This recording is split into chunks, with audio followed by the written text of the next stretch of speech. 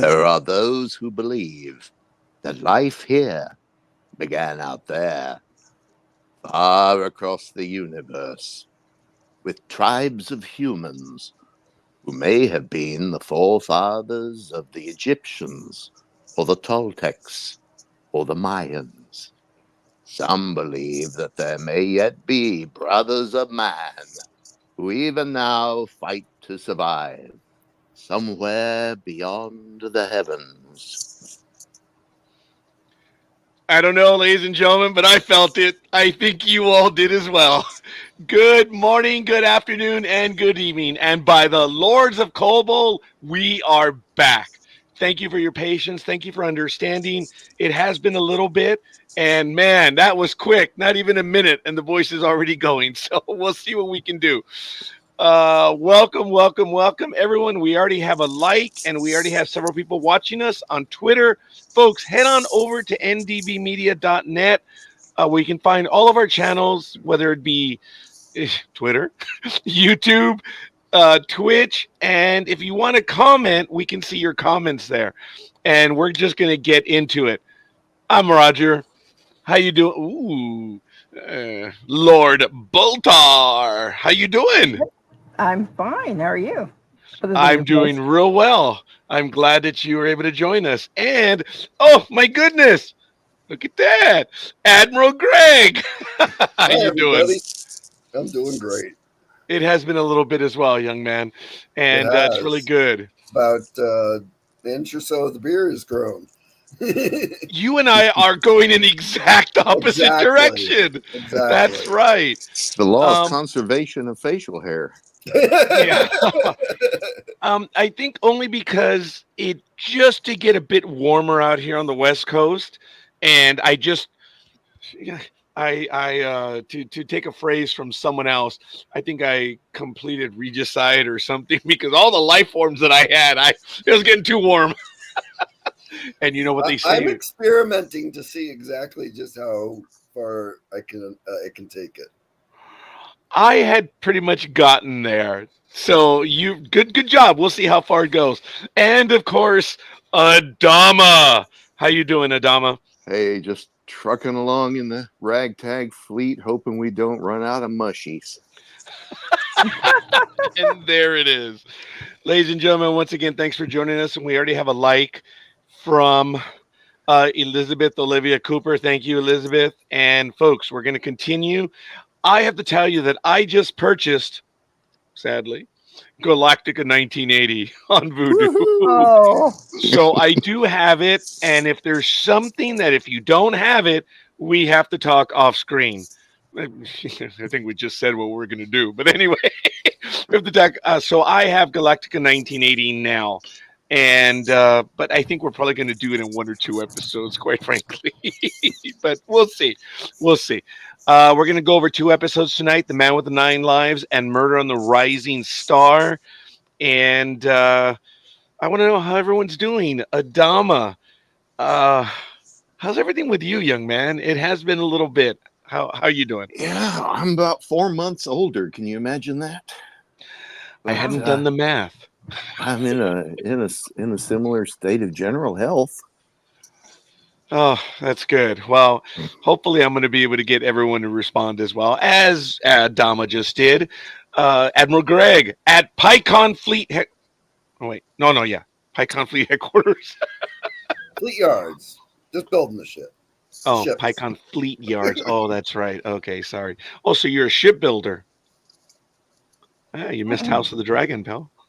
yeah. I did, but had a nice night with the family, trying to get a fire going in the rain, and then when the time came, we couldn't get the fire to go out in the rain. Oh, wow. Imagine that. Yeah. Imagine that. I understand you're on vacation, are you? I am on vacation. I thank you for joining us. Still in beautiful Maine, now in Western Maine. It's like you're having a nice chill out on the Rising Star. I am. Very fitting that was one of the episodes featured in one of the episodes this week. Actually, Both of them. Yeah. Yeah, that's right. They did. And I believe not on the Rising Star one, but the first one, The Man with the Nine Lives. Did you notice that the same character that was early on in the series, the maitre d', was in there again? I think he I had the thought that was him. yeah, it was the same guy, and I thought that was a nice bit of Continuity? Good continuity, yeah. yeah, there it is, continuity. Yeah. Well, I'm glad, Greg, because up in Minnesota, it's real bad right now. There's a lot of water, and there's rumors the dam's going to come down, and it's not good. But it is getting a bit warm. It was hotter this past weekend, but it's okay now. We're in like the high 80s, low 90s.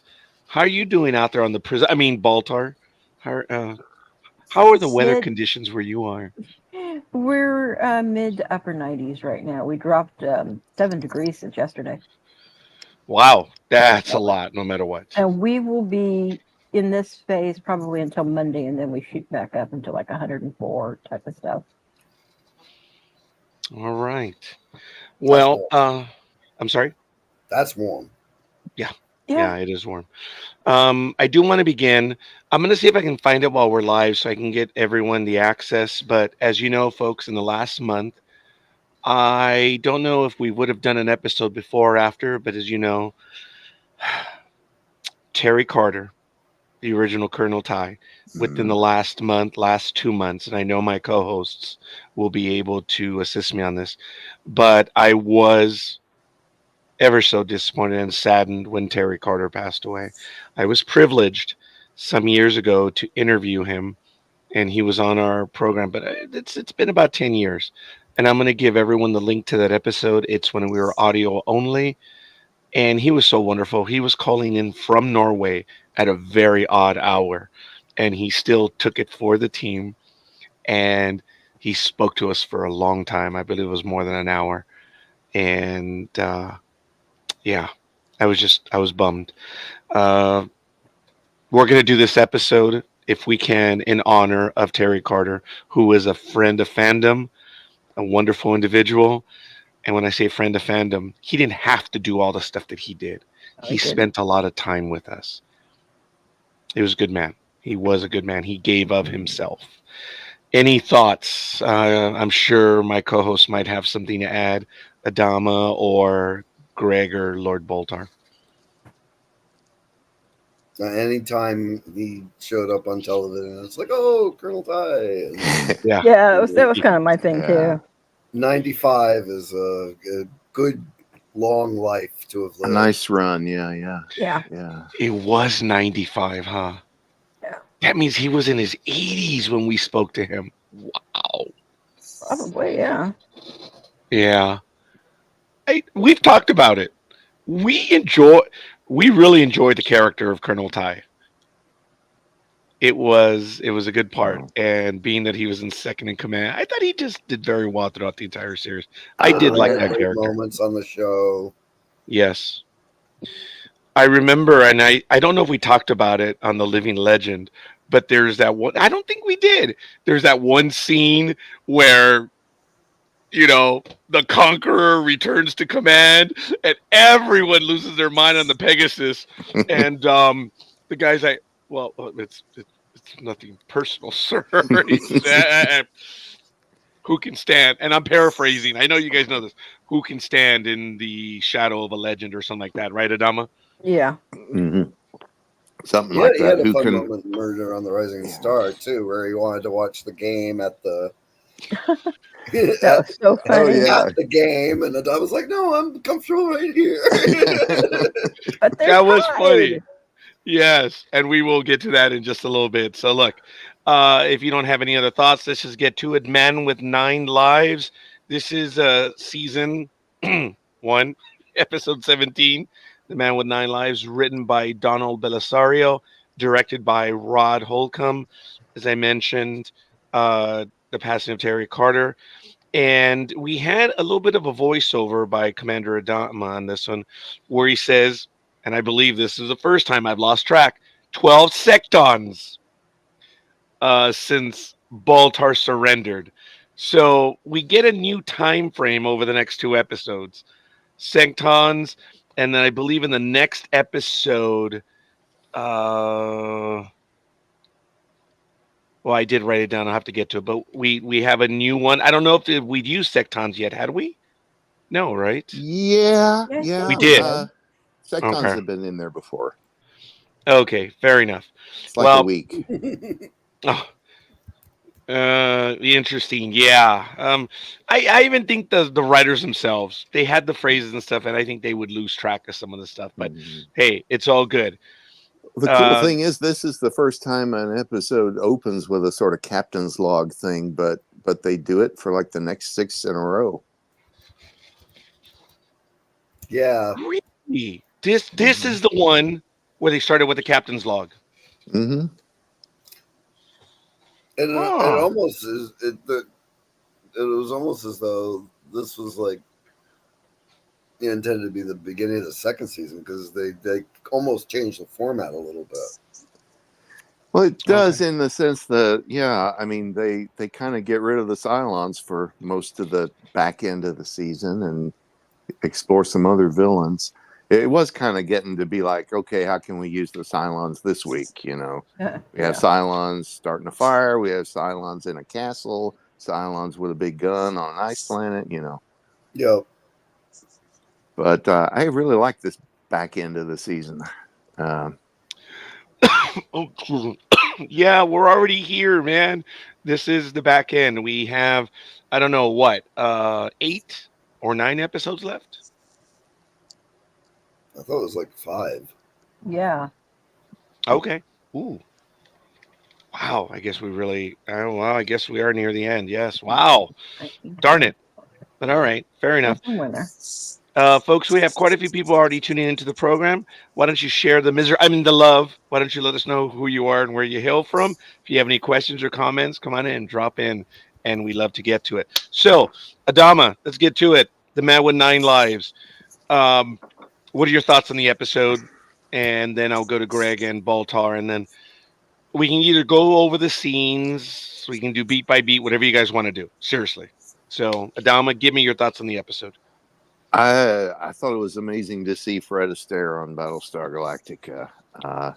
Uh, reportedly, it was his grandchildren that wanted him to do the short. His grandchildren were big fans, so he asked somebody, Glenn Larson or somebody, "Hey, can you write me a little bit part for the show?" And he said, "Well, we'll do a whole episode around you." So that's how it came to pass. So I love Fred Astaire. I love the fact that I think this is the last time he ever danced with a woman on screen. And the Borrelia Nomen were very cool. Admiral. Well, yeah, definitely. See Fred Astaire, doing sci-fi was a lot of fun. Of course, at age 10, I had no idea who he was. But as an Well, adult, come on, he I've was the guy seen him from in Santa everything. Claus is Coming to Town. Yeah. Yeah, but I mean, he was just an actor, right? So, but now that I know who he was and seen everything he's done, it was a lot of fun seeing him play this like sort of con man guy, charlatan, scoundrel type. He's played that role before, though. Yeah, but I Well, mean, different. I hadn't seen that film. Yeah, Tower of Terror, he played a very similar con man So with that. Oh, I remember that. yeah, I Yeah. never saw that. Oh, God, it's one of my favorites. But then again, it's got Steve McQueen in it, so Well, I'll have to look that's why. because he was very enjoyable, and as that type of character. Cool. Lord Baltar. Lord Um, Baltar, sorry. Baltar. That was my accent. But no, I agree with what Greg said. It was wonderful seeing him on screen with that and the flirty vibe that he had going on. It was wonderful to see him on screen. And I did know who he was because I'd grown up with the older movies. Me too. So, I was a bit surprised when Greg said what he did. I was like, wow, the exact opposite. But the beard and whatever. yeah. But and I like the the humor that he had going through it. And I knew, even as a kid, all along, it's like, I know in my head, I know he's the father. I know it is. They're too similar. And then when it was proven, that he was, that was really cool. Well, there's a line in the episode where they're talking about women, and he's like, "Hey, Yeah, we're probably related." I mean, that was kind of we funny. have to be related. Yes. I thought actually I knew because there was an ABC special where he played a father of a large extended family, and I remember seeing it on ABC. I knew who Fred Astaire was. My parents knew, and I think they lightened up. Remember, I talked about my mom said this Yeah. was a program for adults, and then she said, "But wait a minute, Fred Astaire's on it." Wait, does not compute. Go back to line 10. Oh my, it's, right. I mean, Fred Astaire is Fred Astaire. Yeah. He Yeah, brings class wherever he goes. yeah, Yes, he does. and it was good. And once again, seeing this again much older, there's nuance. There's a lot in this series, and it's just a shame looking back how good this program really was, and how it just it was an issue of money, right? That's what it was. They were just spending $1 million an episode, which was unreal. But I did enjoy the episode. It was fun watching it again, and it was great. Is this the begin? Is this the first time we get the the Nomen, the Yes. Borellian Nomen? Brilliant. Yes, it is. It's Yeah. also the first time we see Interfleet Broadcasting Yes. with broadcasting the Complete with a recruitment ad, which I thought the recruitment Yeah, I know, it ad was by so funny. Omega. Yeah. Yeah. Omega was. I was gonna say Ortega. Oop, wrong episode. Omega. Yes. she flies the other ship. Yeah. As a matter of fact, it was great. And I thought that was really well done. And notice that Chameleon says, "I'm with IFP," but it's IFB when you see it on screen. So I don't know if that was done deliberately or what, but it was Interfleet Broadcasting, right? When you see in the background. But Mhm. doesn't he say when he's aboard and he's trying to convince the Ducat guy, "Oh, well, I am with IFP." I thought he said the whole name, Interfleet Broadcasting. Yeah, I Oh, thought he did too. okay. All right. News and interviews, specifically. Yes. Yeah. Mhm. Yeah, it was good. We learned right away that pilots are on leave, and I'd forgotten this story. I had forgotten the whole background of it. That Starbuck, well, first he's talking about he has a plan to never lose, and I thought that was really kind of funny. Yeah, and Yeah. Apollo Like played the a last good time I didn't role on lose. this one. I'm sorry. Is it like the last time you wrote me into you didn't lose, and how much did I lose? Yeah, Septon's pay. Yeah. yeah, and then I love it. He says, "You lack of faith." No, overabundance of experience. I thought that was good. I really thought. And I apologize. I didn't say Susie here. She's just listening. Thanks for being in on the program. If you have any comments, go ahead and drop them in. I really thought that was good. The pilots are on leave. Starbuck has a plan. And then we're watching the interview of Starbuck during this whole thing of the recruitment ad. And he says he's an orphan. I had forgotten about that. And he was found on the outskirts of the Thorn Forest, which was on Caprica, and he never knew his parents. And I believe he said it was Umbar, the Cylon raid on Umbar. Sure. And I think this is the only time that we actually get a star date. Yes. Yeah, I think so. You guys remember? I wrote it down. Come on. I know Adama knows it. That completely went over my head. They actually put a 4-year, or Started to sorry, it. Yeah. 4 numbers. Yeah. Yeah. Adama, you know it. If I recall correctly, it was 7322. What a shock. Yeah. Now, here's a funny thing.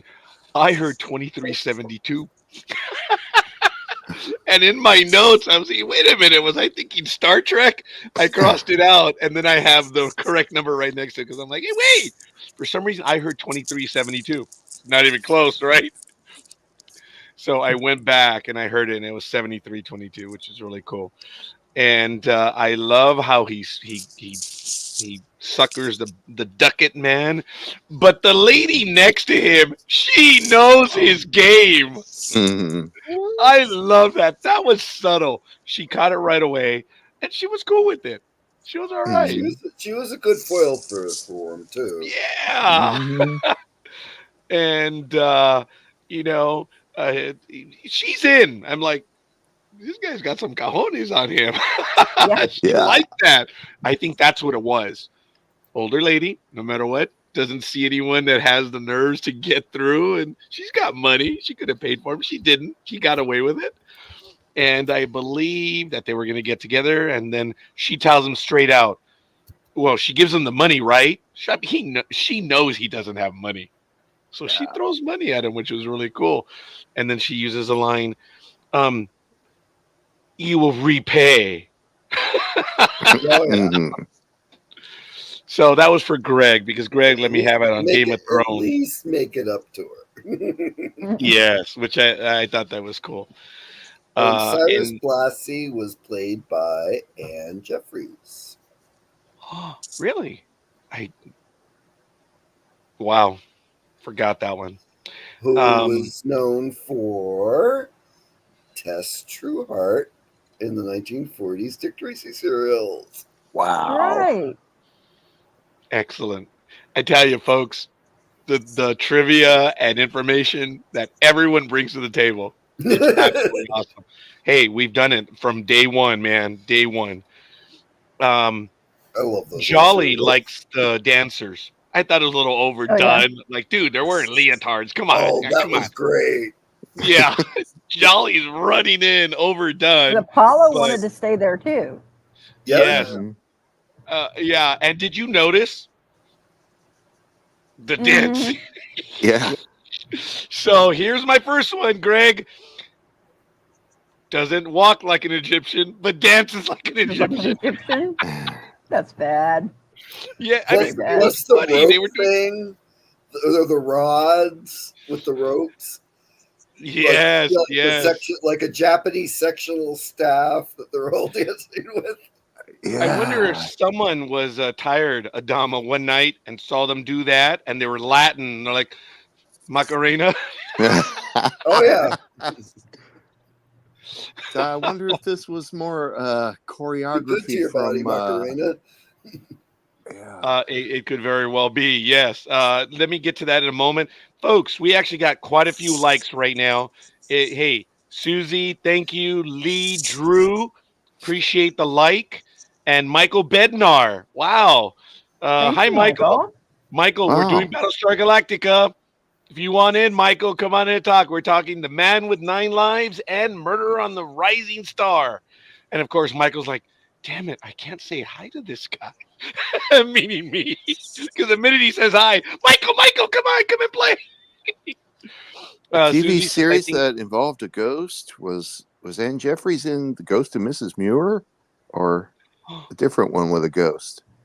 I remember watching that show as a kid. I don't remember her in it, but she I could have don't. been. I don't know. Susan's making a comment there about, but I don't know yeah, what show she's TV talking show about. with a ghost. I'm is quickly it looking that at one? it.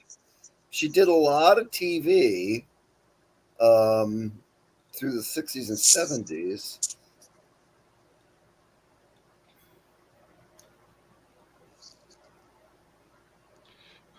Poor Oh, Michael, she if was he's also in an episode listening. of Buck Rogers. I'm finding Michael right now and I'm sending him the link. And I'm sure he's like, what a jerk. I'm sure there were a Never dozen say hi to shows that Roger. involved Not a Mrs. ghost. I'm Muir. just guessing the wrong one. I interrupted all of you. I'm sorry. Oh, Yeah, I'm Susie quickly. says not Yeah, Mrs. nothing's Muir. standing out. Okay, yeah. I So, jumped to a conclusion. That was a possible. good guess. Much better than me. Well, Well, I remember the I've seen film. 'Cause some I of that watched the because it had. film more It was often. black and white. You see, nowadays in today's world, I'll say B plus W. What's that mean? Well, It the means series. nothing. But No, I should have known it wasn't Mrs. Muir because I've seen some episodes of that. It had Edward Mulhare, who we will see later in Experiment in Terra, and it had Charles Oh Nelson Riley. yeah, Yeah. Oh, Anyway, okay. Michael actually did. Michael, thank you for watching us. I know it's been a long day, and I appreciate it, pal. Seriously.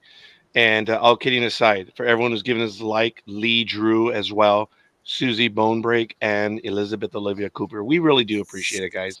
Means a great deal. If you have any comments, drop them off in the chat room, guys. We'd love to hear it about that. So Susie mentioned a black and white one for Ann Jeffries, possibly. So if we have any bit of help, we'll get to it. The Borrelian Nomen are on a blood trail, apparently. And Boomer. Wait, it's not Boomer. It's Jolly. Jolly, right? Jolly Jolly's the one noticed that guesses right away. He's like, "Hey, like those girls are leotards. They're on a blood hunt or a blood trail." Sorry, I was being stupid. I bet as well, much as he had it right. we've got the late great Lance Legault, who we last saw it. Oh, I know.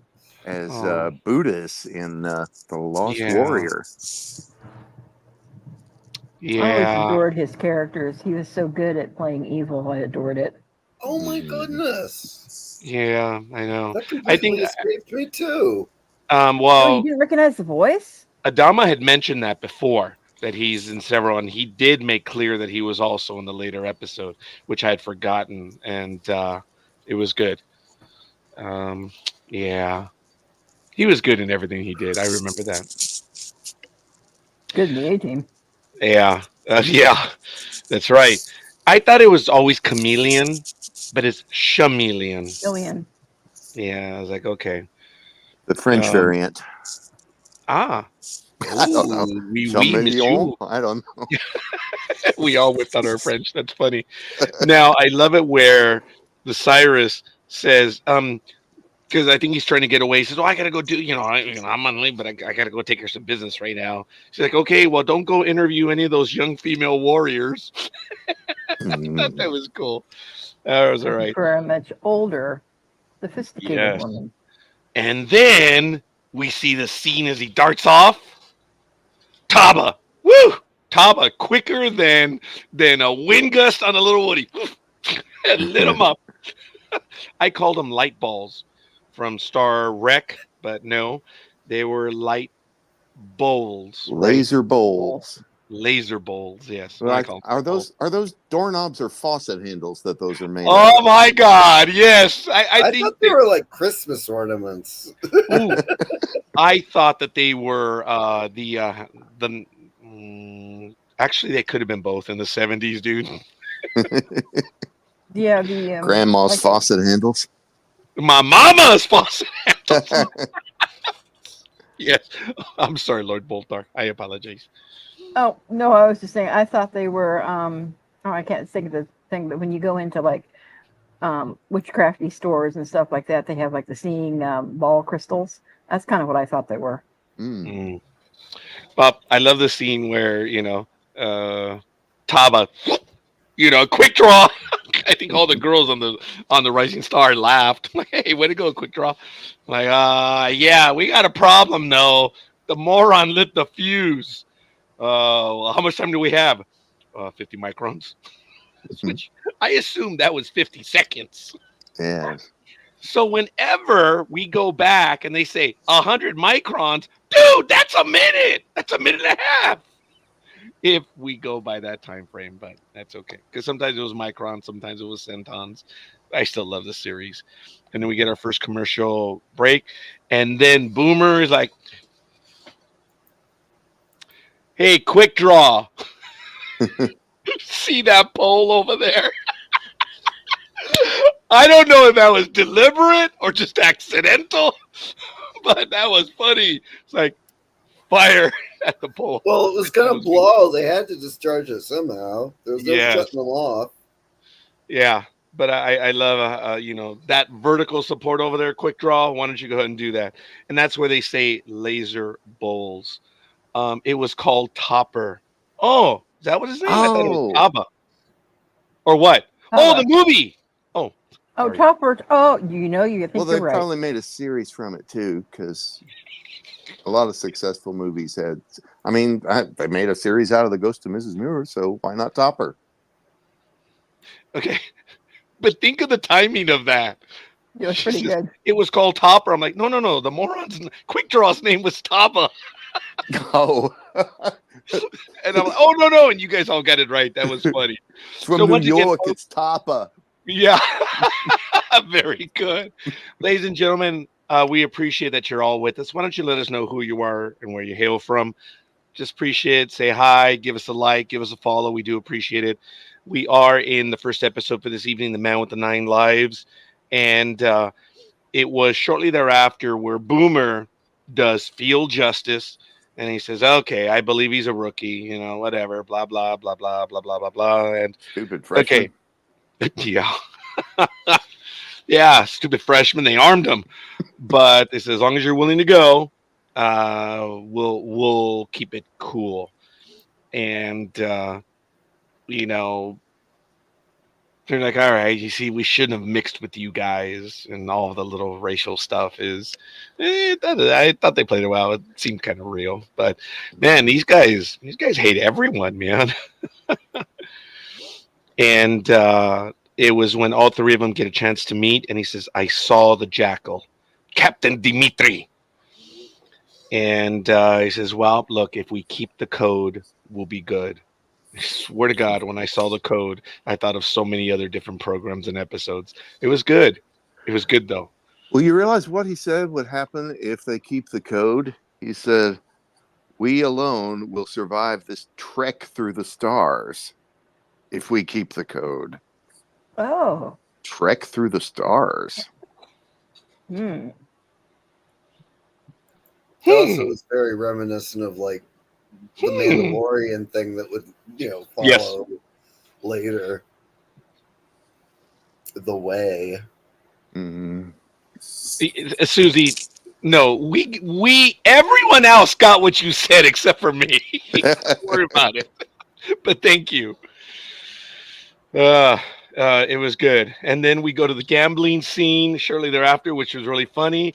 And that's where Starbuck wins big. But then something else happens, and a chameleon, the Frenchman, Mr. Astaire, is sitting right next to him, and he sees everything, and he's like, oh, he's hemming, he's hawing, and he's like, oh, dude. I mean, man, dude, if, what does he say? If, you have one little flaw, I forget what. Oh, if she has a capstone. Yeah. So You can't win. I thought it was Can't good. win. Nowhere in any casino across the universe, nowhere can you lay a bet, leave it there, have a conversation with your buddy, and then say, you know what? I'm like that rookie that almost blew up this place. I'm gonna take my money back. What about bringing a calculator to the gaming table? Yeah, I know. I thought that was so funny. Yeah, I don't think that would happen anywhere. I just remember in the 1970s, that was brand new stuff, dude. Yeah. Very few people Pocket had. calculators. Yeah, those digital things on them. So that was kind of cool. Did Susie anyone said, else notice that something was stored in memory for him? "Oh, you saw that, right? Something was in memory. So I guess you could do whatever and just hit the memory key, and the answer would come up, whatever it was." But I loved how Esther was like, "Yeah, no, dude, Yeah. dude, you got one little flaw." And but that's before Chameleon points out the flaw. That's where Starbuck won big, and then he's betting big, dude. And Starbuck's offended. He's like, lack of faith, overabundance of experience. Apollo I was love fun in this episode. Usually Apollo is not fun, but he was fun in this episode. Mm-hmm. Do you know it was fun? But seeing his acting exasperated and really worried about losing money, I'm not saying that his acting was bad in other, dude, I felt it. I felt it. And also, Adama? probably at this Oh. point, the camaraderie between the two actors was such that, the friendly banter seemed very natural as well. Yeah, of course they'd Now arrest they him. would. Yeah. I mean, he was in effect counting cards. So, yeah, they wouldn't let you do any of that. Yeah, you know what? It looks like they're confident with each other, but something happens a little bit later, which kind of like, oh. It's, as tight as they can be, man. You say one little word and someone freaks out like they're back in high school. But we'll get to that in a little bit. That was just bad script writing. Oh, you mean script logic? No, bad script writing. He says, patience, boy, patience. That's where I believe it was Maga, right? Was telling Taba patience. Mm. Oh, right. Yeah, where they were still waiting in the shuttle Because he was landing young, bay. no beard. Yeah. I'm older than Greg. So anyway, just kidding. Actually, I don't recall who is. It was after that where Chameleon begins to say what he was, that he was a genetic tracer, and he's talking about difficult but not impossible. And they say, well, wait a minute. How'd you go from genetic tracer? No, how did you get to genetic tracer from professional wager? And then I think he said something about, what was it? Traumatic amnesiac. What the hell is a I'm sorry for swearing. What? WTH is a traumatic amnesiac. Lord Boltar? I'm trying to figure it out. I mean, I understand what he was trying to say, but I don't think that was actually the You proper understand what he terminology. was trying to say? All right, Adama, yes. Greg, what was he trying to say? Because I don't know what a He had traumatic long, amnesiac is. Post-traumatic amnesia disorder. yeah, Oh, it was because he had, during the attack, had been injured and had amnesia due to the trauma and or the trauma of seeing it and or physical trauma, which is why he didn't supposedly remember his son. Like a dissociative state, is that what they call it? When you have Basically, something so horrible happen to you that your brain buries it and yeah, you can't remember the events and sometimes anything preceding the events. exactly. know it all, show off, show off. That's why you love us. That's why you need us. Exactly. Probably. Maybe a little bit of both. I think so, yeah. A little bit of both. That was funny. That was good. All right. And The then guy the that knows the situation. show. I'm sorry? The guy that knows the show, the lady that knows the military, and the guy that knows the science. And nothing for. Oh, nice, Greg. Nice. I The didn't guy get that anything on that one. It's all right. Okay, fine. Do you want to play? Do you want to play like that? I play like that. The Wait a guy minute. that you're corrals all the you're the monkeys. captain. We need the captain. But anyway, yeah, great. Yes, we Awesome. need the leader. Nah, hey, it's all good, guys. I believe after that, we. High fives. I think that's where they first mentioned that Chameleon could be, right? That he could be his father. Yeah. It was like And one in then, 10, whatever, yeah. 10 generations. Oh, that's right. Oh, wait a minute. Was that the part? Already? Ooh. Well, not until they do the first test, right? Right, yeah. Okay, yeah, that was a little bit later. Yeah, that's about 4 or 5 scenes later. But okay, we're getting close. Then we end, I guess, which was the first or second act, where Boomer walks in. He says, "What's up, boys? Why are you still here?" I mean, that's basically what he says to them. I think it was kind of funny. He says, "Are we not members of the fleet?" Oh, yeah, but the agreement was to get the hell out of here. Members of the fleet. The shuttle was overcrowded, so we decided to wait for the next one. Was that what it was, or it just Yeah. wasn't on time? That was their story. That Although, was their story. yeah, was their we see them story. just sitting there while everybody gets on the shuttle. So, Yeah. but one interesting thing he says at this point, though, is, "Are we not humans?" Because that kind of establishes they're not aliens. They're some alternate strain of humans, like maybe if the Cro-Magnons had survived or something. Oh, I Like, mean, yes. yeah. Actually, they do have either the Cro-Magnon That's what we're doing, eyebrow yeah. or brow, or is that the Neanderthal? both. And yes, good. I'm sorry, that's a bit elitist. My 6th grade teacher, my science teacher, said they're not Neanderthals, they're Neanderthals. You're It's also the my German English. variant. Oh, is that what it is? Well, I think the TH is pronounced like a T in German. Mhm. Mr. Sarkeesian. That's the guy who told me. So play with that. See, That's okay. do The do. British say theta instead of theta. Oh yeah, and then the silent letters in the English language. Yeah, I hear Oh you. yeah, oh, yeah. So then we have the standoff, and then because I guess quick draw got a little hyper again, or I don't think he activated him, but he did. Well, again, we didn't have the misfire this time, but we did have Johnny. I mean Taba He, at attention. yeah, went for him anyway. Yeah, you And did. then Oh, he that's gets- right. I don't think he went up like this, right? But he did go for them, Mhm. And then he gets drummed out. which Oh, I think yeah. that was real. He really got like you can do whatever the hell you want with him. He really did get kicked out. So Yeah, except we see the three of them together in the later episodes, so maybe he got kicked back in. Or maybe this was just a sham. They're disowning him so that the other two of them can go on, stay on their blood hunt. Okay. Because they do it in front of the colonials. So Right. Yep. Security came in, took Tabo away, and then it's all about trust. And then lo and behold, in the elevator, reception room, waiting room, there's Omega again. we need you. Yes. Yeah. So news is starting to get out. They're saying Sheba's happy for Starbuck.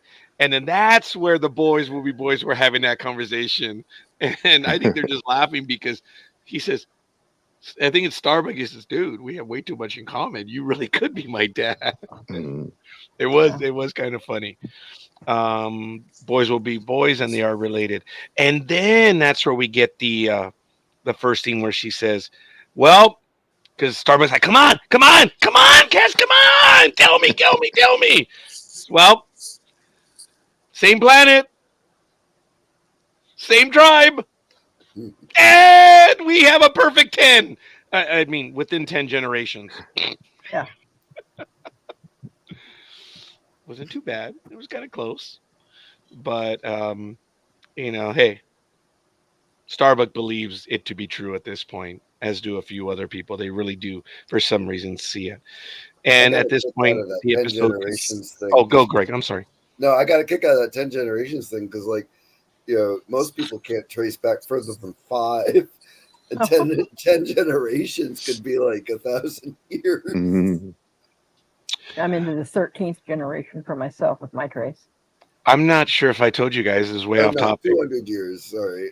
I actually can go back to the early 1400s to one of the islands off the coast of Spain, to the Oh, Azores. how cool. Wow. And the funny thing is, just very quickly, I go back 14 on just one parent. On my father's side, I think I only go 4 or 5 back. That's Oh, it. cool.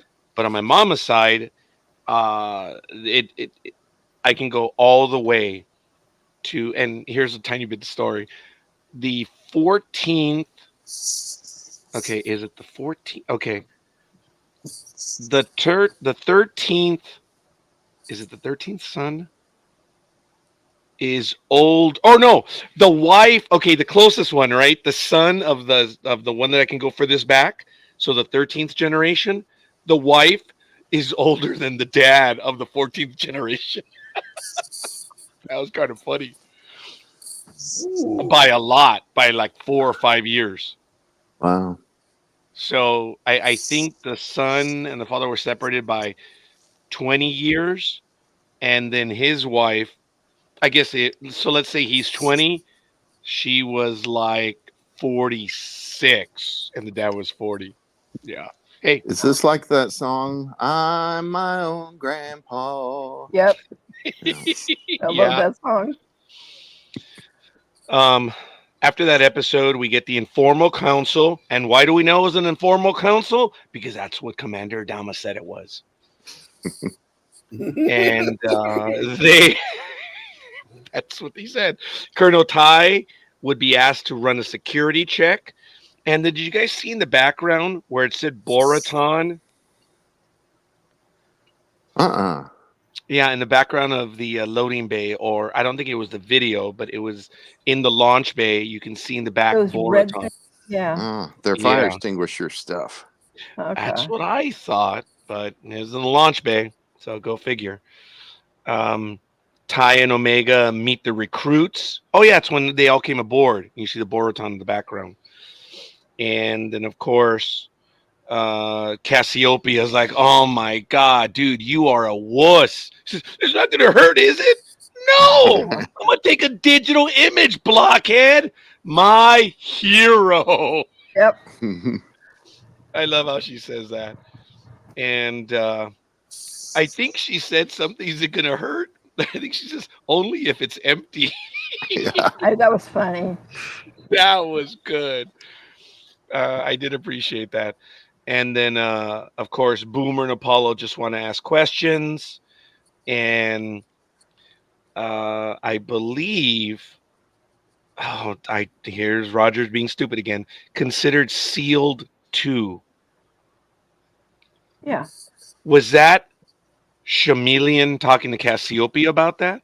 No, it was Starbuck talking to Chameleon. That Cassie was the only one that he ever considered getting. Yeah, when Cassiopeia left the room, Yeah. he and Starbuck, he told Starbuck that she reminded him of his wife. Okay. Roger got stupid then because then it says, we'd rather surprise him.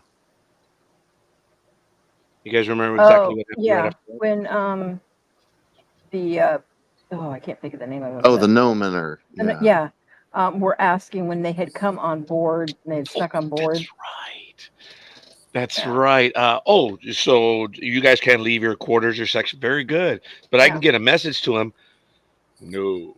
we would rather surprise him. Surprise him. Good job. Good job. I like it. I am unable to do that accent. So they're in the hallway. Ty comes out. Story checks out. And then they need to pray in the private quarters. And the guy's like, you're not supposed to be doing this, blah, blah, blah, whatever.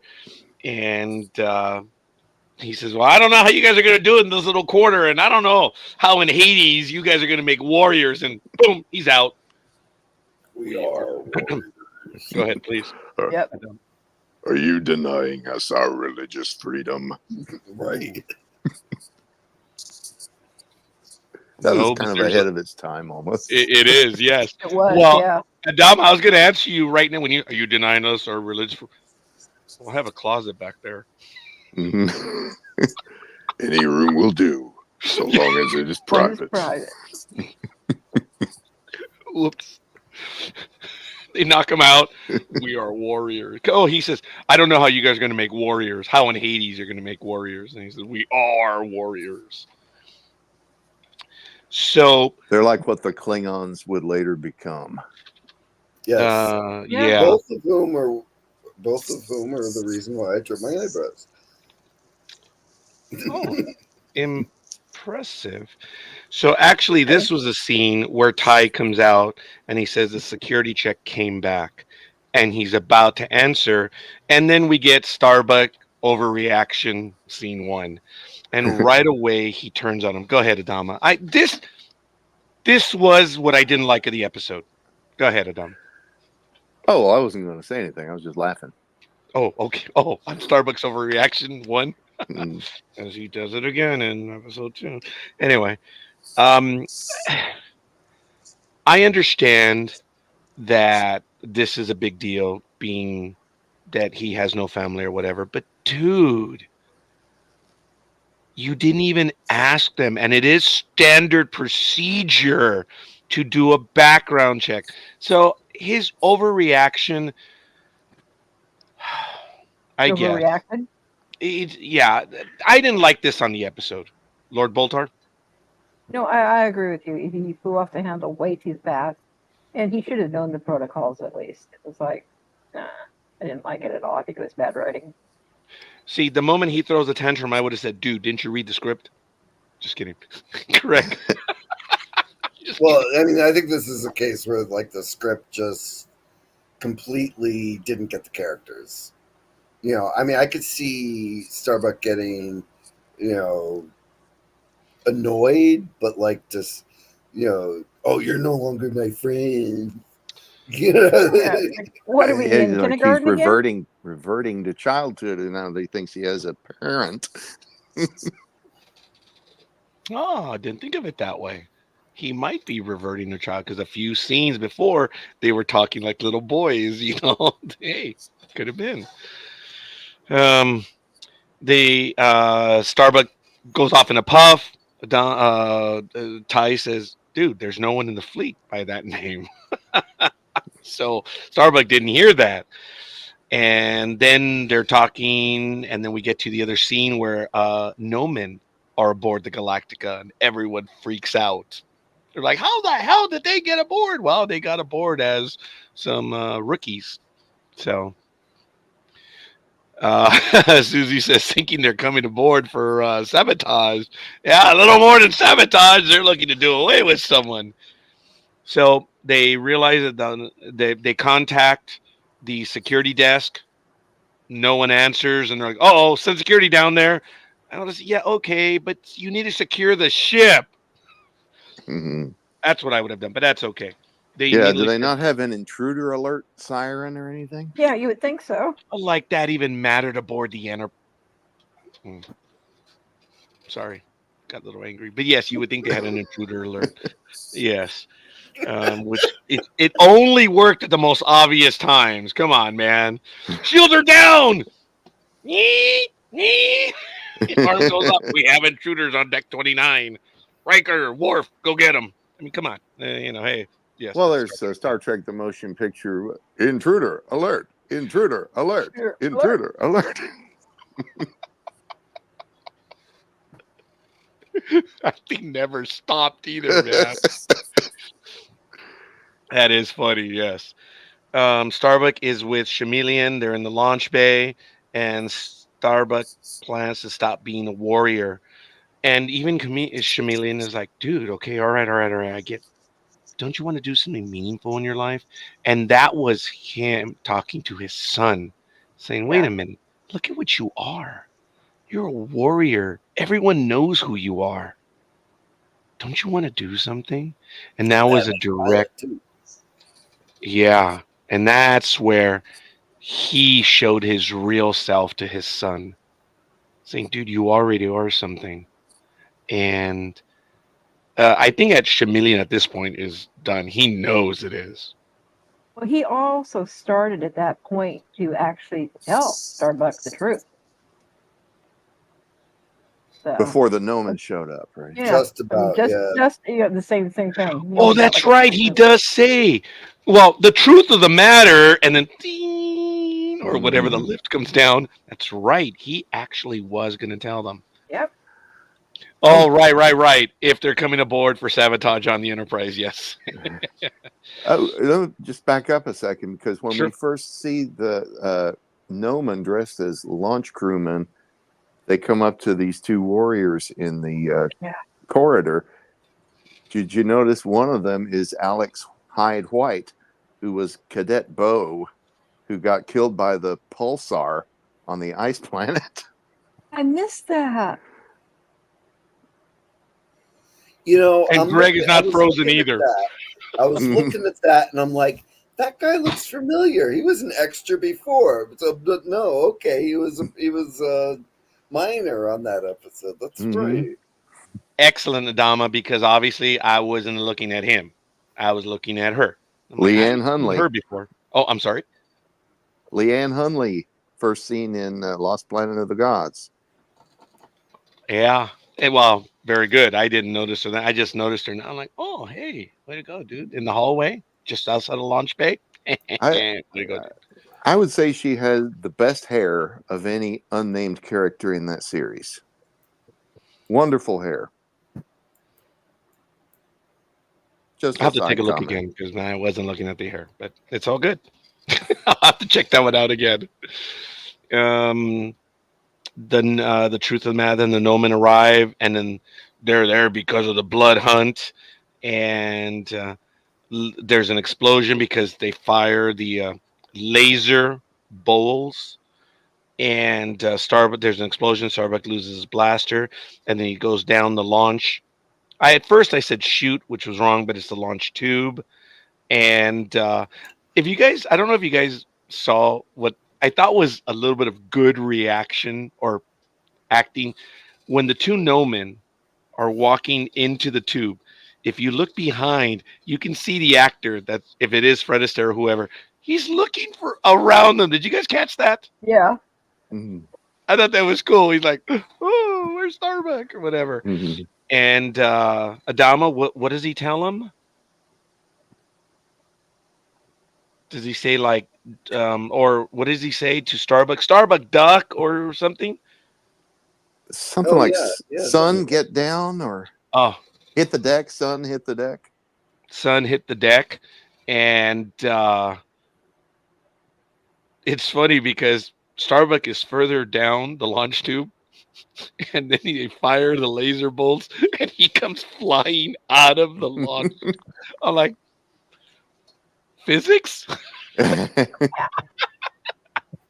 It looked cool. I know, it's 1970s stunt work, but those boys were way down the tube and they hadn't come up on. But I don't know. Maybe he was hiding in one of those little sections where he was with Cassiopeia before when Athena burned him. So it could have been there where they were hidden. I don't know. But Starbuck flies out, and I think it was shortly thereafter where he says, I am Captain Dimitri." And then the truth is revealed, and then Starbucks says, you guys were all right. And I guess everything was forgiven. Shortly thereafter, Cassiopeia meets up with Captain Dimitri. He says, "It's a match. You are." And he's like, "Whoa, whoa, whoa, wait. No, it has to be negative." I would have been there and said, "I'm sorry, was it my accent? I said you're positive." I would have said that right there. I said, "I'm sorry, due to my Latin heritage, I understand that some things come out badly, but you're Yeah. positive." I mean, that would have been my line right then and there. Like, "I'm sorry, I must stutter. You're positive." And she basically did, but professionally, where she's like, "What are you talking about?" And that's where Chameleon says, if it's positive, he's going to give it up all, including you. To what? To do what?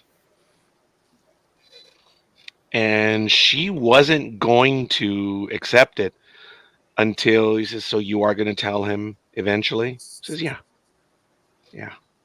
One day. Someday I'll tell him." So, Maybe uh, on the day he gets sealed. and she's like, well, he gives her a look, and she's like, "Do you even know him?" That was funny. That was good. He says, "I could go back," but then Adama says, "Nah, we got this Cyrus chick, dude. She's willing Yeah. to take all responsibility for you." Dude. He's like, "Well, but I can go." Dude, she's willing to take you. Go. And I think it was shortly thereafter where Starbucks says goodbye to him, but Chameleon says, "I'd like to be friends." Yeah. I don't know if Cassiopeia was staring at him at that moment, because she's like, "Dude, you better be friends. You got to be." And then the episode just pretty much came to an end after that. Look, I thought it was a good episode. There were no real Cylons. There was no real threat other than these evil guys, which is they were really different from what we had before. For a standalone episode, this might have been their second standalone, and this one was good. I did enjoy this one. I did know, Greg, who Fred Astaire was, and I think my parents were watching it because of Fred Astaire. And I had read also that his kids were like, "What are you doing? You should be on this program." And he's like, Yeah. "Huh? What? What?" And of course, I exaggerated. And as you all told the story, he asked, and the Battlestar Galactica producers were like, you want to be on?" It was great. It was great. Your thoughts, Baltar? I absolutely loved it because, like I said, I love Fred Astaire, and I did like the emotional ups and downs of it, and it was very obvious, at least to me, even early on. I think I said this before. I was certain that it was Starbuck's father. There was too many similarities. Genetics don't lie. Adama? I think Fred Astaire knocked it out of the park, and he was great. The Nomen were a great Yes. new kind of villain. Yes. Yeah, this is one of the better standalone episodes, I would say. Admiral? It was well directed. A lot of the character interactions, except for one, were really good. It showed the cast coming together, into their own, except for that one scene that was totally out of place. But yeah, no, it was fun. It was light. It had a lot of smile moments. It had humor. Yeah, it It did. was, definitely one of the better standalones, like everybody else has said. I'm glad I saw it again. It's been 20 years since I've seen this, maybe even more. This was fun seeing it again. All right. We're going to go ahead and move on to Murderer of the Rising Star. Does anyone wish to take lead on this episode as far as going through scenes, or just this is not as complex as there's more complexity to The Man with Nine Lives as opposed to Murder on the Rising Star. Does anyone want to take the lead on this one? Okay. You guys want to just jump into it? Lord Boltar, can you tell us what it's about? And then Greg and Adama. And then if you guys want to go scene by scene. Because look, even though there's a lot going on in this episode, I have a bunch of lines which just mean scene, scene, scene. There's the plot moves forward. Um, It actually felt like a short episode. Yeah, it it did. did. But do you know how there's a 49-minute runtime? Oh yeah, no, I know, but Yeah. it was very straightforward. It was anyway. Go ahead, Baltar. Okay, let me do this real quick. Murder on the Rising Star. It was a teleplay by Donald Belisario and Jim Carlson and Terrence O'Donnell, and the story by Michael Sloan. And it was directed by Rod Holcomb. What I had forgotten, I didn't know of him since, but when they had either guest stars or the names, when I saw Brock Peters on there, I was like, ooh, I like it. And there's a scene a little bit later where he says, "I protest," and that took me right back to Star Trek 6: The Undiscovered Country, where he says, "I protest." It was almost the Yeah. same thing, which was kind of cool. But I didn't know who he was back then, but I had forgotten he was in this episode. That was a pleasant surprise to me. And the guy who plays Ortegas, come on, folks. What was one of his best roles in 1983? And then in the two-parter, I think it was probably 1984. Not the movie 1984, but it was a science fiction program. Do you remember what Ortegas was on? Wasn't he in V? Dude, Oh yes. Oh, God, that's yes. right. Yes. Okay. Right away when I saw him in the episode, I'm like, "Oh my god, that's oh, I forgot his name now." But yes, he was in I V. can picture He him was a Frank perfectly now. dip. Ashmore. That Thank you. I forget the name of his name. He had a regular name. It wasn't Jason, I don't think, but he played a fifth columnist, and I did appreciate him in V. He played a great part in V. But okay, he's got a lot to do in this one. He's a punk. And knowing that I do a sports program, I'm like, "Ref, come on, dude." I was getting agitated seeing all the cheap shots and knowing that the court is so small. Come on, man. How did he miss those calls? They were all after the fact. They, I mean, in today's football, the player's out of the game. But it did see it did. I'm not sure if you noticed, but we did see a lot of triad in this episode. Mm-hmm. You actually saw that when they had to pass it, they had to bounce it. They couldn't throw it straight across. They had to bounce it, which is cool. And I think to move forward, they also had to bounce it like basketball. There was more nuance to this, and I think that they gave him the instructions. It's like, look, you're playing a basketball game, but no overhead. You're just gonna bounce it to get to the other guy. And some of the is it correct Choreography. Sure. choreography Why was not? good. It looked a little more real than the other one did before in another episode, and I did appreciate that. But dude, the guy was asking for it. He And was. then some. But Starbuck and him had been rivals since, the academy days. Yes. And how would Cassiopeia have known that? Unless he Starbuck had told told her. Well, remember she said that she's seen him Adam. coming in black and blue all the time. Oh, bingo! Yeah, I was gonna say, Adama. Do you have an answer for that? That was a perfect setup, guys. I was like, darn, I didn't get a chance to use that one. Very good, Lord Boltar. She did say he always comes, and then the other two girls are like, "What?" I mean, no, I mean from a purely medical perspective, because I got to put it back together. That was all right. It might have been overly done a little bit. Those were almost like high school girls, almost, but it was okay. It was. I laughed. I chuckled because even amongst themselves, they know it was BS. It was funny. Now So the writing of this episode, like any, there are a few plot holes, but I've heard the story of the writing of this episode. Basically, Belisario, I think is how it went, comes to Carlson and McDonald and said, "Hey, we need an episode fast. You guys got any ideas?" And they said, "Well, we have this one idea. Starbuck gets accused of murder, and it's like a Wednesday." And Belisario says, "Give me a draft by Friday."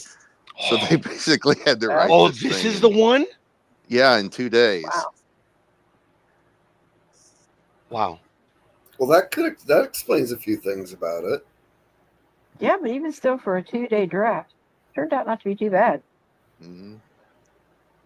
Well, it's like, okay, so you've got what, 8 minutes of triad. You got flashbacks cut in from the beginning film, with a voiceover. Um, you know, limited locations. Yeah, no, it fits. This is a bottle show, isn't it? Yeah. Yeah, because we saw the passenger loading set was used again. So, oh wow, that's interesting. Didn't think about that.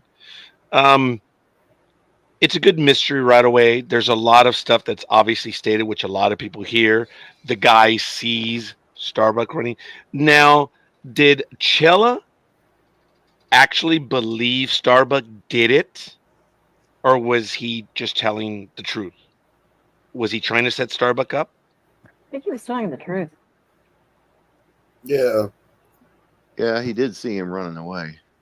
Yeah. He not only see him, start right into him. Yeah. Because if you listen to the conversation at the very end, all three of them agree to tell the story, but not to cover up. Because they ask each, "Did you? No. Did you? No." The other idiot stayed kind of quiet, And I thought that they were not in on it. They had no idea what really had happened, except for that one guy Yeah. named Proteus. It's like, oh, we have a code name for someone. So, um, two code names. yes, that's right. I don't think I wrote the other one.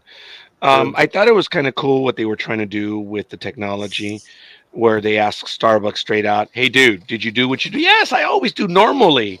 Like blah blah, all this stuff, and then they do the reading, which I guess could be done fairly accurately. Says, "All right, well, this is how much energy he absorbed." This is how much energy was used.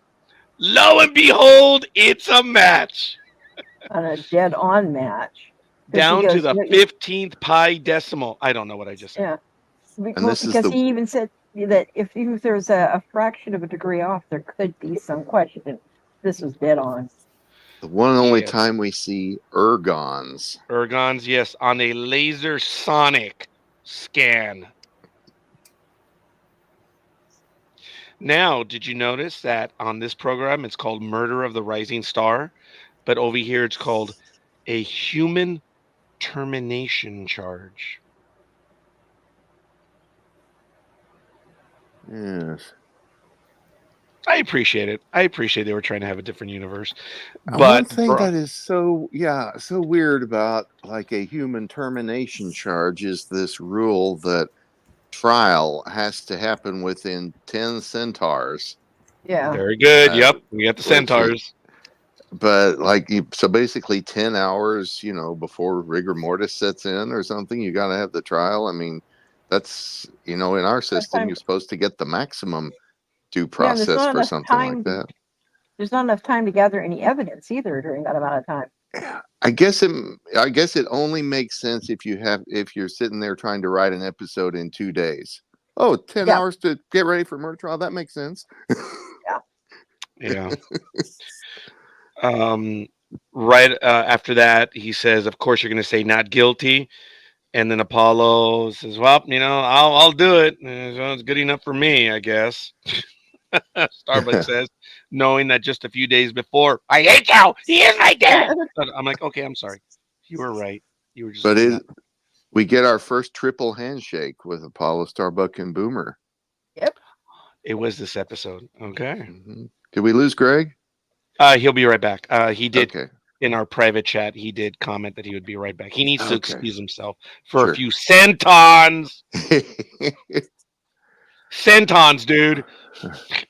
Well, it took me many years to realize what something really stupid that Brock Peters' character does at this point.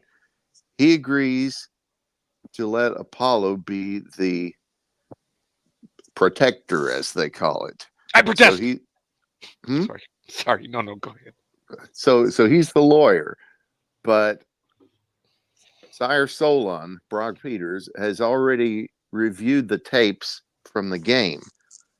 So he knows that Starbucks said something to Apollo before he ran out. And what did he say? He said, "I'll kill him." That's the last thing Apollo heard him say. He should have interviewed Apollo as a witness already, but yet he didn't do that, and he's letting him be the lawyer, which he shouldn't be if he's a fact witness. And this is, legal stuff, but it's really dumb not to ask Apollo what Starbucks said to him before he ran after Ortega. Yep. I think Did it you was notice that? okay. Go ahead, Bolter. Because I was going to say, you notice that never got brought up after that. Mm-hmm. You mentioned that. Well, I think it never got brought up after that because you had the pi decimal to 15 places out that matched. He's like, dude, you fired. You killed him. I thought he was quite on already with that. So it's 2 days of writing the script. That's what you get. They missed some stuff. Right away, Starbuck was in the turbo wash. That's right. I forgot about that. That's turbo. I love the name of that, Turbo Wash. Well, I think back in the 70s. Go ahead. All I could think of was a car wash. Yes. You drive through. That's the only thing I could think of. I was like, hey, all right. Hey, go figure. Right away, they start the investigation. They find out through Barton. No, wait. Yeah. It was Barton. Yeah, you're right. I don't know if they called him captain or flight officer or whatever, but Barton. And they say he's a loner. They learn of Dealer 3. I loved it. Was so simple. Do you have any idea of who would want to kill him? Take your pick, dude. Anyone who meets him would want to kill him. And then he comes up with the Karim. I think it was Karim, he said. And then I think he said Charybdis, or Yeah, yeah. Christmas. So, then we have the scene out of Star Trek 4: The Voyage Home. Oh, I'm sorry, I'm not Scotty, but we go aboard and they're in the computer room, and Boomer's like, "Man, all this technology." I'm like, "Dude, what technology? You're aboard the Galactica, okay?" And he said, "I don't know, man. This technology. I wish we could go back to when. When? Look at what you fly, dude. What's the whole thing? Go ahead, Adam. I was laughing. Oh, okay, sorry." And then it was funny where I guess Apollo's like, um, "Go ahead, Lord Voldar." He just goes over there and pushes the button. Yeah, it requires a little specialized training. Push his button. Yeah. That's right. It was great when he just does that, and then computer. Yeah, but I That mean, was we basically got Alexa or Siri or something talking to us. And dude answers them back in every which way. Said, "How about this? Oh, did you want me to try a phonetic search for something?" No, no, no, no. I will. Yes, yes. If you have a driver's license plate that starts with 4, FDF, ends with a 6, and you know the type of vehicle, yes, they can narrow it down fairly quick. But okay. I guess a phonetic search wasn't good enough for Apollo or whatever he said. I thought it did do a phonetic search, but Oh, maybe it did. Again, it's my accent.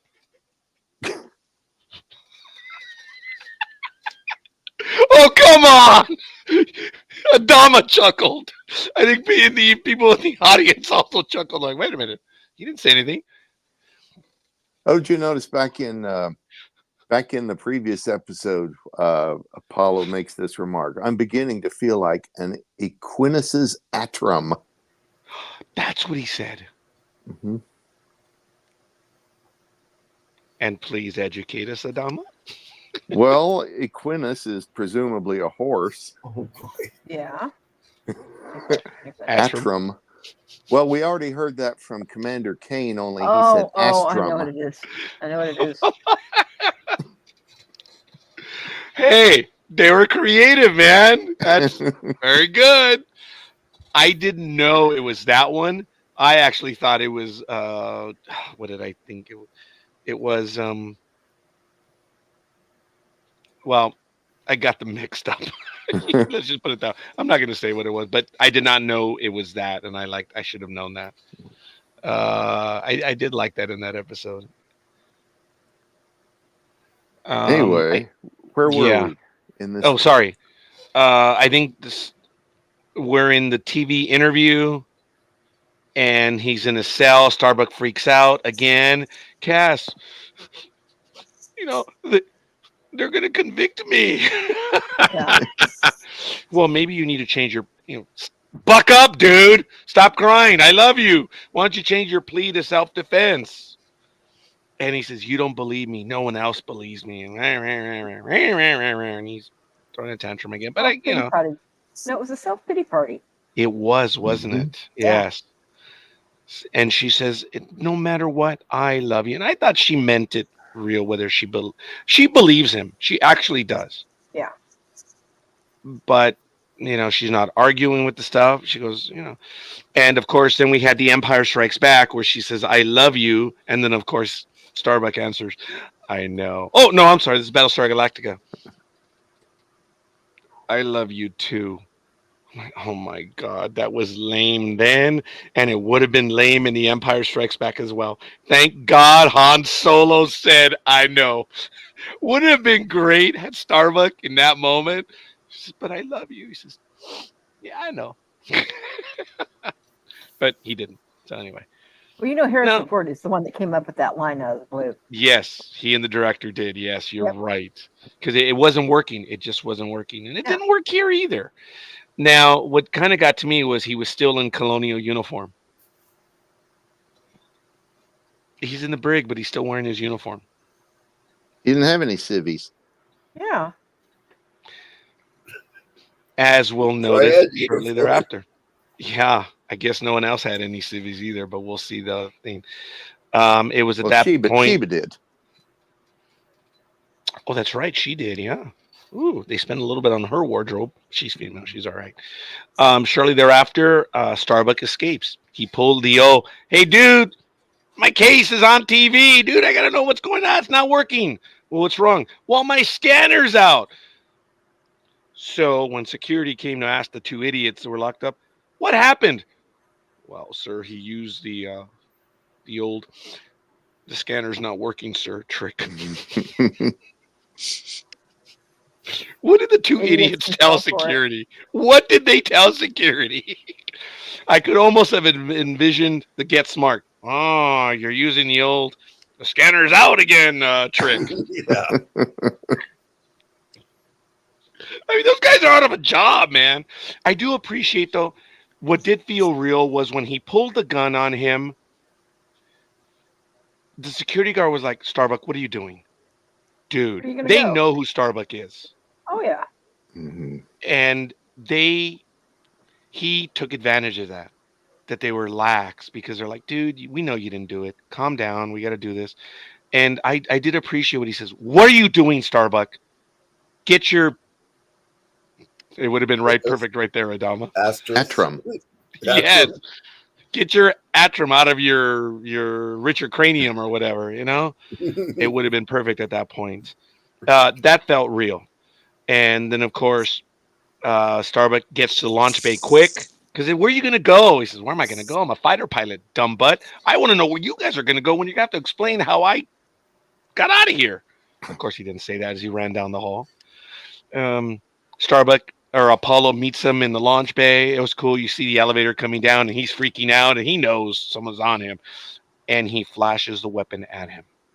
Yep. I know he's desperate, but it is Apollo. And I thought that was a little too extreme. That he pulled the gun on Apollo, who had just said shortly thereafter, I will defend you. And Apollo's coming up. I mean, dude, he's alone.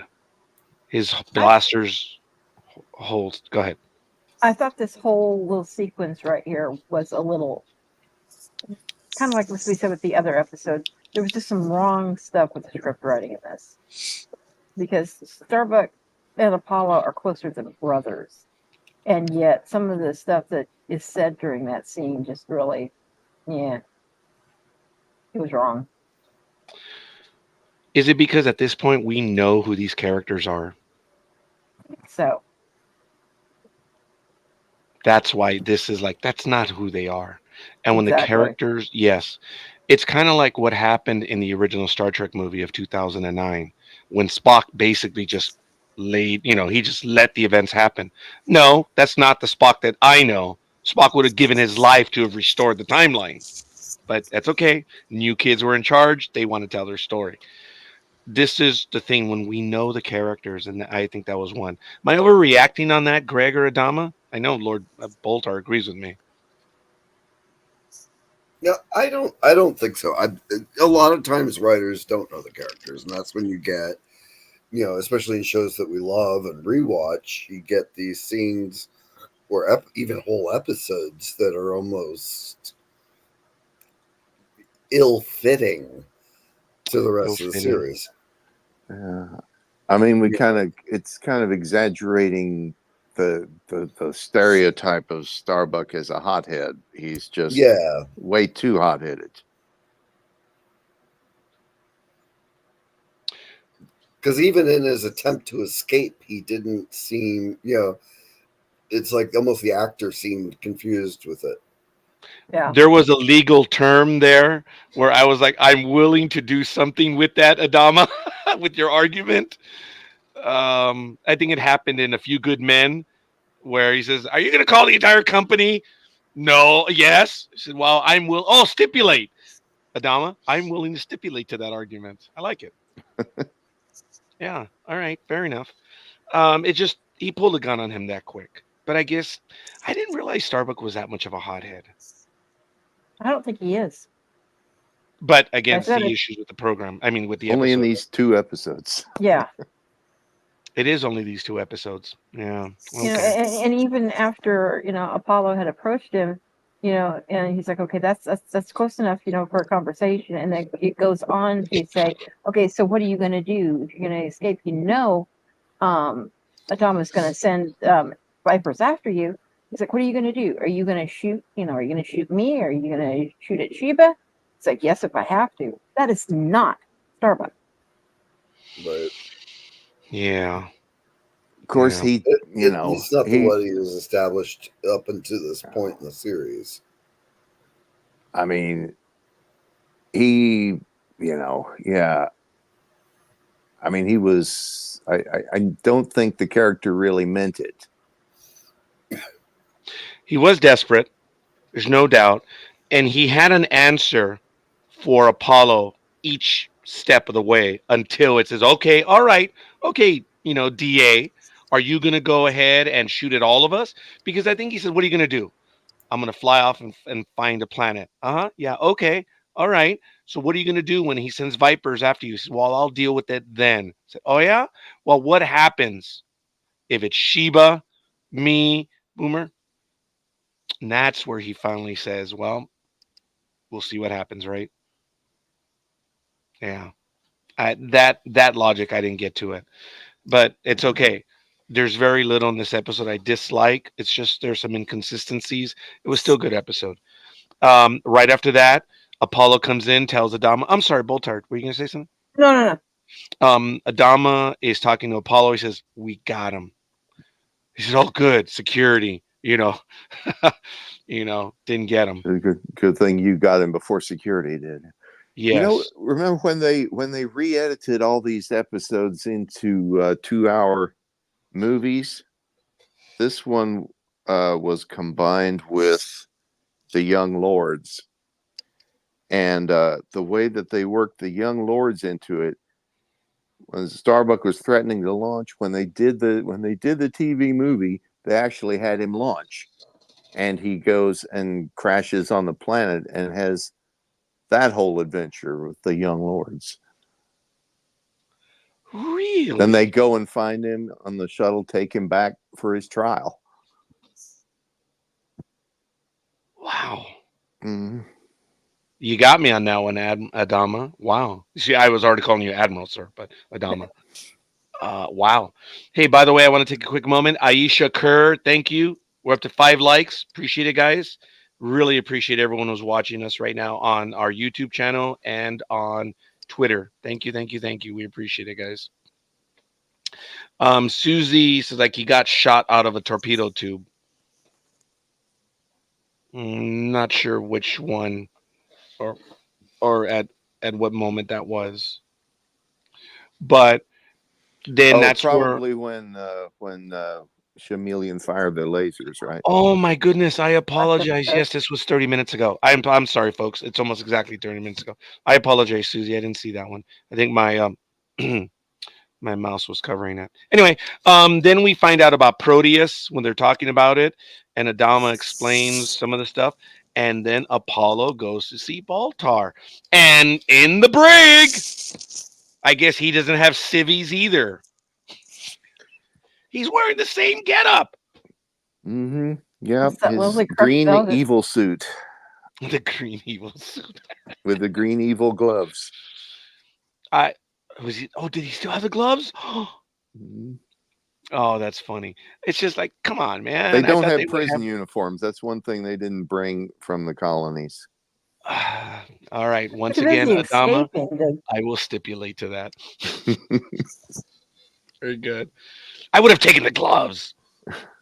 Just kidding. All right. And then we have the shuttle to the Rising Star.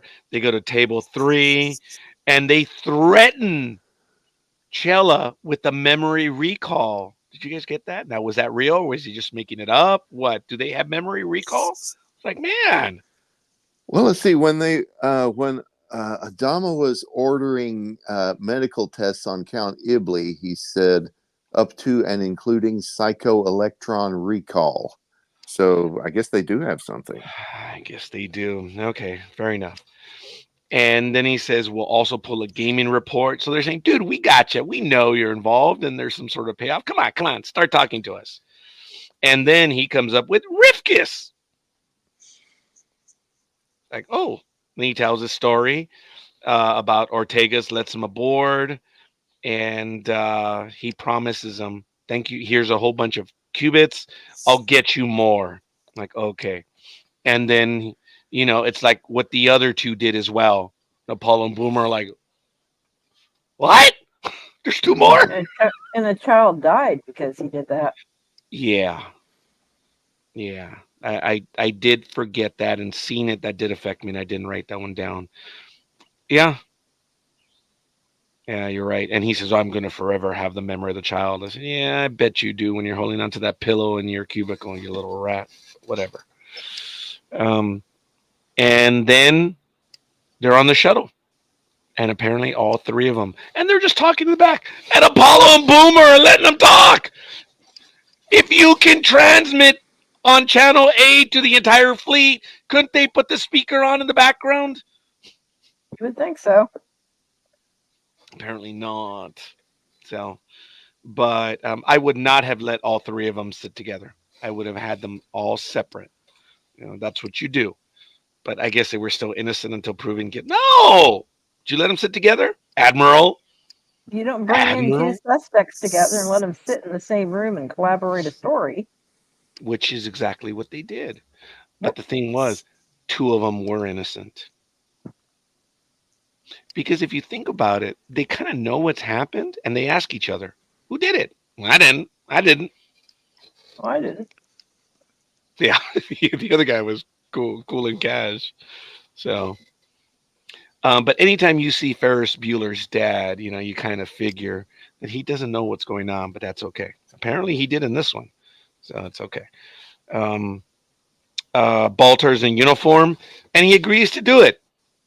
And when I was watching the first time, I'm like, oh, really? For a price. I'm like, yeah. So that was good. So, okay, I apologize. That was before the other thing about all three agree to say the same story. They're aboard the shuttle, and then Boomer and Apollo are like, one of these guys did it. Well, which one? And Apollo says, I'll show you. Did you read the script? And he says, Baltar will be on my side. And, we'll see. And they all exit the ship. He says, just put me on channel A. Remember, you got to put me on channel A.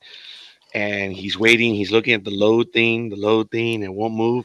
And all of a sudden, the guy was fat. Just the guy that got on was very heavy. Sorry. He weighed a bit. So he got on. And then approach control or launch control. Shuttle 47 is ready to launch. Oh, Rogue One, you're free to go. And they launched, went out, and then the tribunal opens.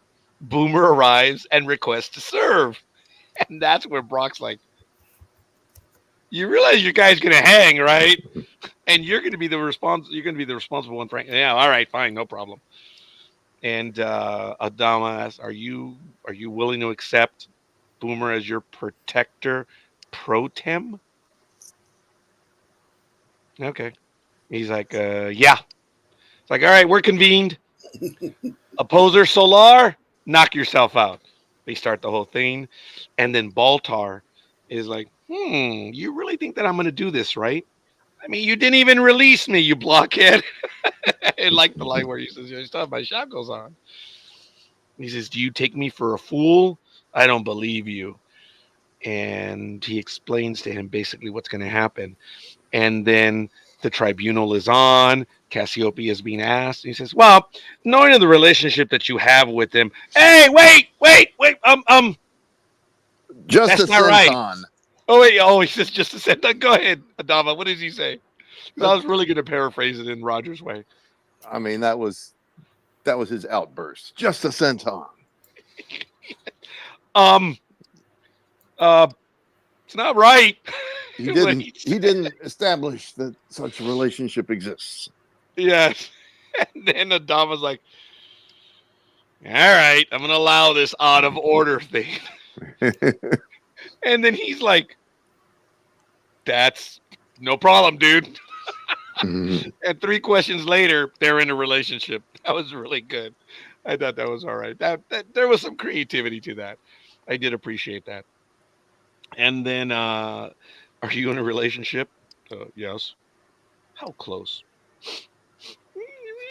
Very close. That was good. And then we go back to the shuttle. Almost as Oh though no, that they're no, what was that? so close. It's almost as though they're inside each other. Oh God. Yeah, no kidding. Um, Now we switch back to the shuttle. Oh, really? You don't believe me, Baltar? Then why are you sweating?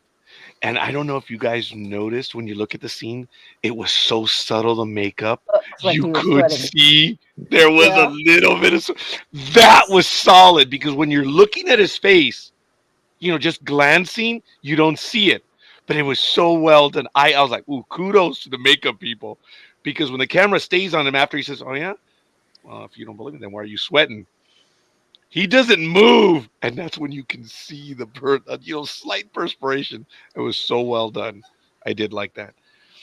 Because these And lights are so hot. And yeah, he's I was wearing thinking those too, heavy yeah. gloves.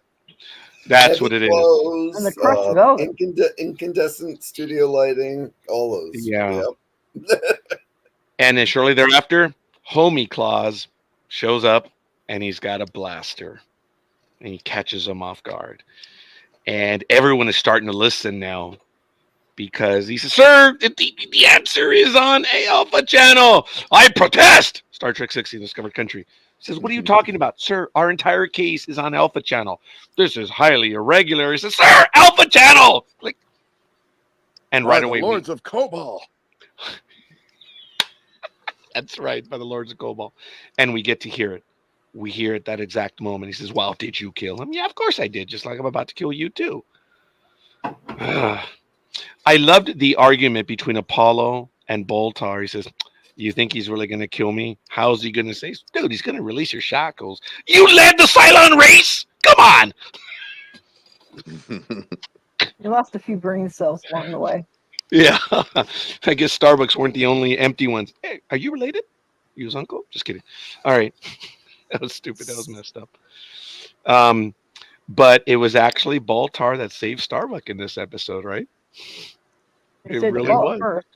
And Yeah. Apollo, too. Yeah, against his will. It was really good. He did. And that was really cool. And then we hear shots fired, and everyone's like, what's going on? What was the court reporter doing? Blaster fired. Audience goes crazy. What was I don't know. Was there a court reporter? I didn't I notice don't remember one. seeing Didn't one. see I, one. I didn't. Yeah, I didn't see one either. They It's all probably good. just taped it. Yeah. And at that moment, folks, shots were fired. I looked at my watch and I said, oh my God, we're going live in 4 minutes. Period. Oh, by the Lords of Cobalt!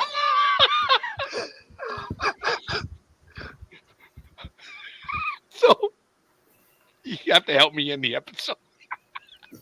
I looked, it said 5:56. I'm like,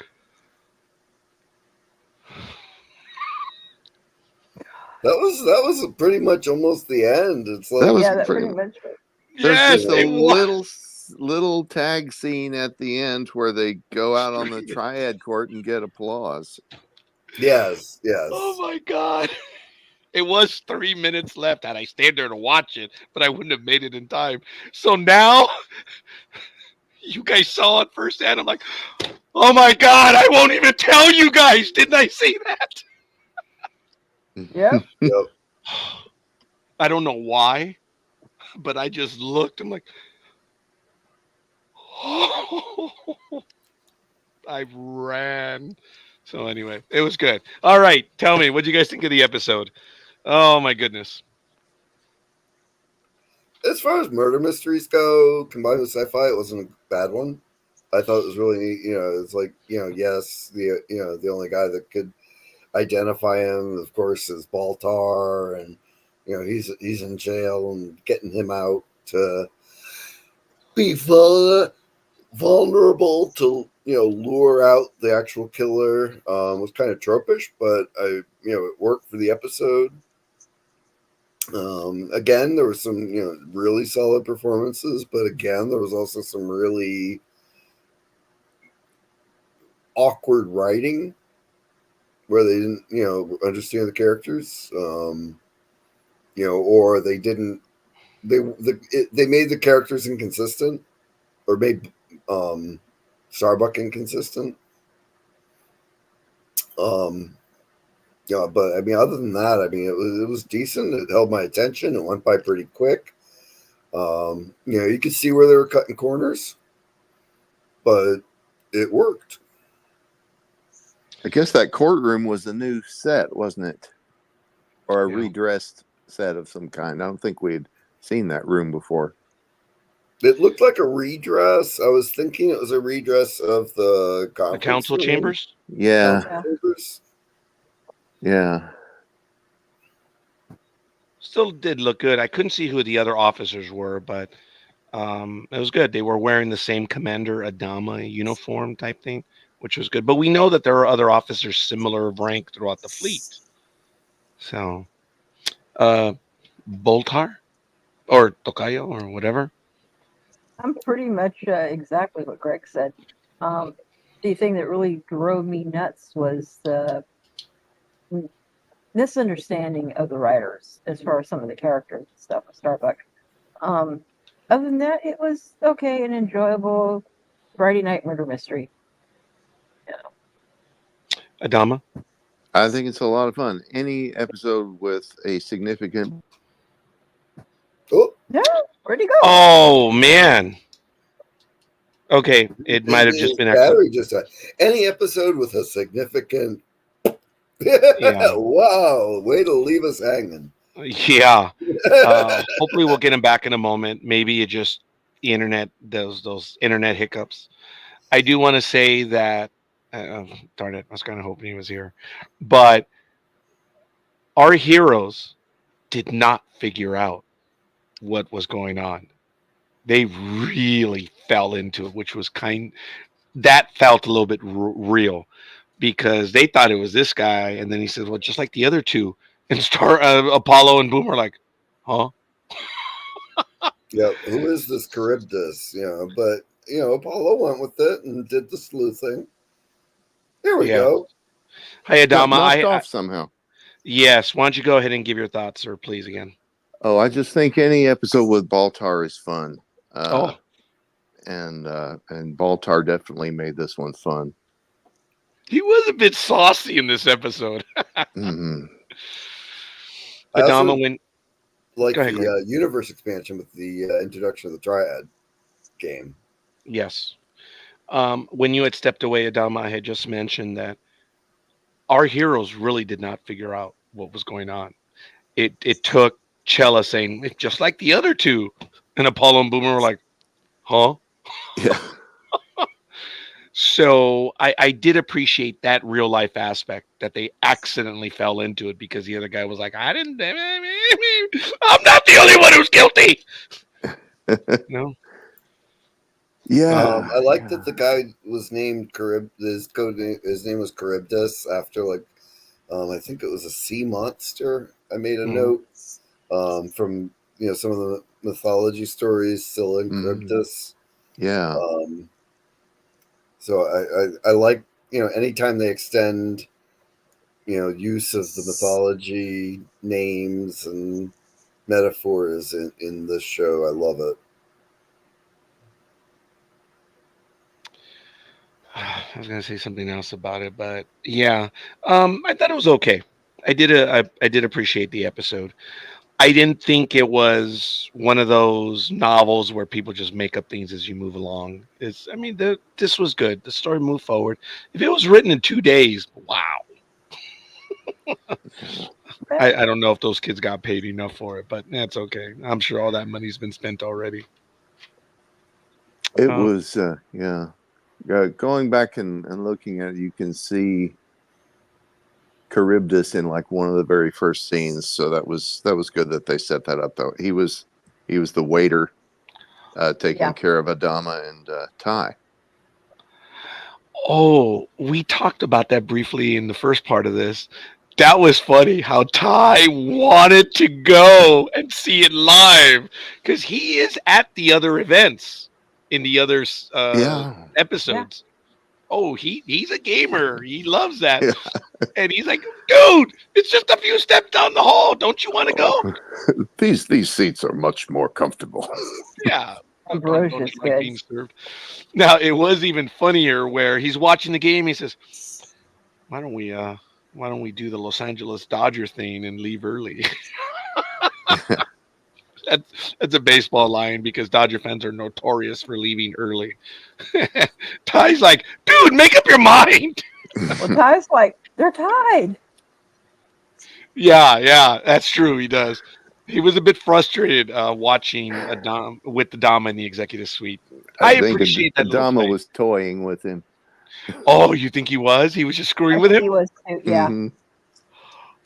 I did not catch that. I like that. Greg, did you? I didn't. Yeah, Yeah? I think he was because I Oh, watched it.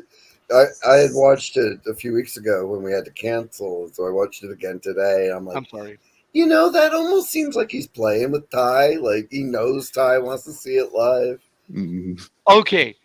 He does have a boyish grin as he's drinking on the second one. He says, "Hey, you want to try to get out of here earlier so we can beat the crowd?"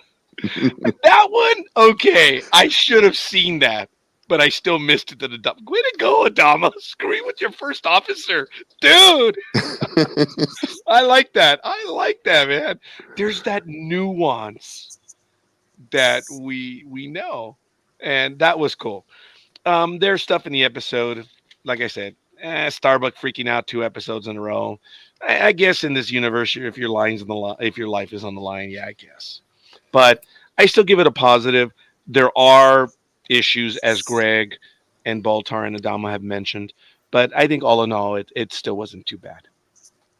One thing else I did want to add is I had watched the deleted scenes for this one on Oh, the disc set, and actually they were more like outtakes and alternate takes.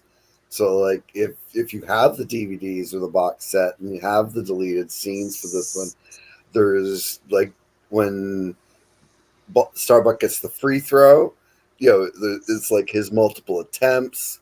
oh, Um, the stunt where Starbuck um, gets rolled by the Ortegas. They show that like how this almost like how the stunt was done. And then there's like an alternate take of the girls in the booth watching the game, but you can hear the director shouting what they're looking at. oh, So oh. I got a kick out of that. The rather than just stuff that was scrapped, it was raw footage and outtakes. It was pretty good. That's right.